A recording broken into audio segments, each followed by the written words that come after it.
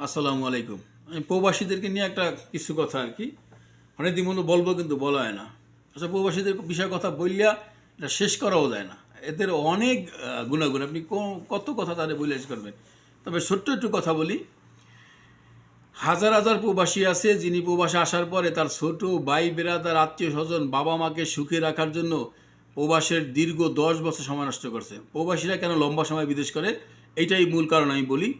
20 বছর 30 বছর কেন বিদেশ করে? দীর্ঘ 10 বছর তার ছোট ভাই বোন বাবা মা আত্মীয়জন একটা ঘর করার জন্য, ছোট ভাই বোনদেরকে বড় করা, লেখাপড়া করা, তাদের বিয়ে শাদী দেওয়া শেষ করা, বনেদের চাহিদা সব কিছু মিটানোর পরে 10 বছর 15 বছর শেষ করে।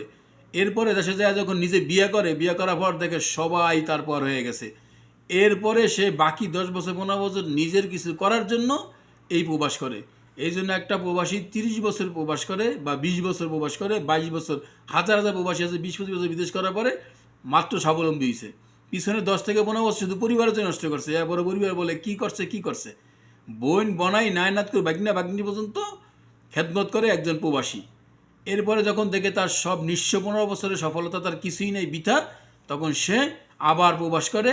ওই বাকি 10 বছর চেষ্টা করে নিজেকে স্বাবলম্বী করার জন্য, তখন স্ত্রী সন্তানদেরকে দূরে রাখে, ভালোবাসা পায় না, দেয় না। এইটাই হলো একজন প্রবাসী এবং লম্বা সময় প্রবাস করে।